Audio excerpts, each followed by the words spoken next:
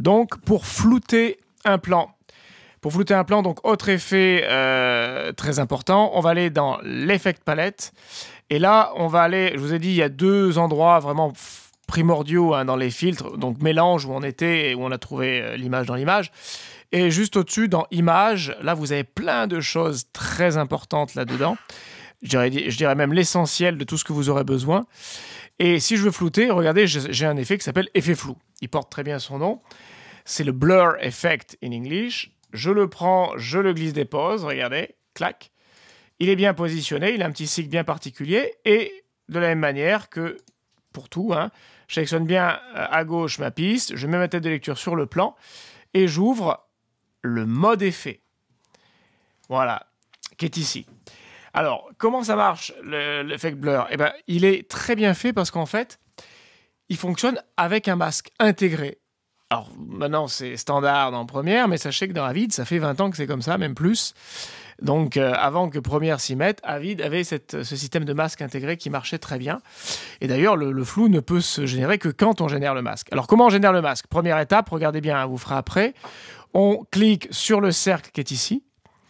Et une fois qu'on a cliqué sur le cercle, parce que c'est un des modes de masque, c'est le masque circulaire, masque ovale, on va dans le composeur,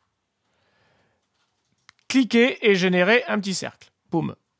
Automatiquement, c'est flouté à l'intérieur. Je peux déplacer ce petit masque plus précisément sur le visage, le réajuster en prenant les petits coins, les petits points en haut,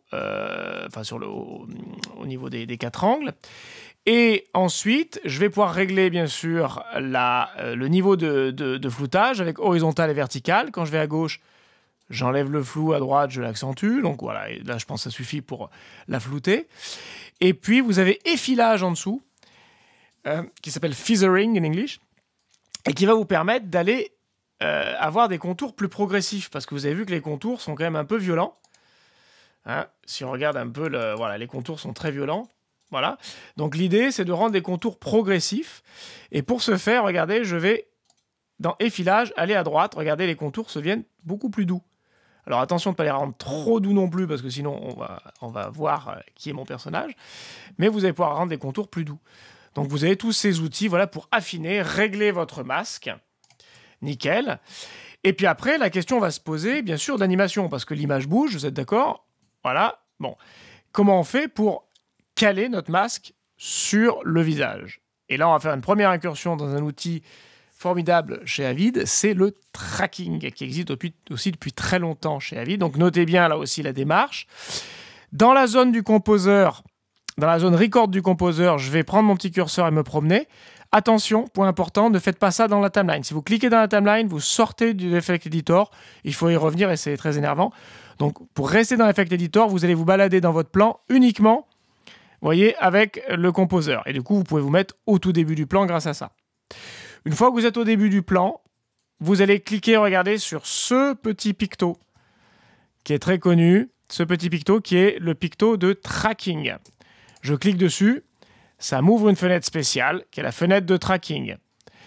Il m'a mis un petit carré jaune, c'est le point de référence pour le tracking. Et donc moi, qu'est-ce que je vais faire? Je vais le positionner, ce petit carré jaune, sur le point à traquer. Alors comment je fais pour traquer de manière précise? Eh bien, je vais, regardez, faire en sorte que la petite croix soit sur un endroit du visage avec un fort rapport de contraste. Par exemple, le coin du sourcil, c'est plutôt pas mal. Une fois que j'ai trouvé cet endroit avec un fort rapport de contraste, le plus précis possible, je resserre le carré du milieu sur le point qui doit être suivi. Et le carré extérieur, je le laisse tel quel ou je l'élargis légèrement. Voilà, c'est ça un peu le principe. Une fois que vous avez fait ça, vous avez choisi votre point de track, nickel. C'est hyper simple, vous revenez dans la fenêtre de track, et là vous cliquez sur « Commencer le suivi », ce petit picto-là. Vous voyez? Rien de compliqué. Et clic, le track se fait. Vous avez vu que le carré, la croix pardon, jaune bouge nickel avec sa tête. J'ai ici le petit parcours de tracking qui s'est enregistré. Je peux fermer ma fenêtre de track. Et ensuite, regardez, c'est très simple. Je reviens sur mon masque. Je fais en sorte qu'il soit bien sélectionné. Je vais sur Suivi. La ligne suivie. Je vais cliquer sur le premier carré. Et je vais, regardez bien, cliquer ensuite sur le menu sandwich à droite et lui dire qu'il suive le T1.A, c'est-à-dire le point de track que je viens de faire. J'associe en fait le masque à mon point de tracking. Et maintenant, regardez, c'est magique. Le masque bouge pile poil avec la tête de mon personnage au millimètre. Et mon floutage est terminé. J'ai plus qu'à regarder le travail. Mais faut bien les choisir. Avocat, médecin...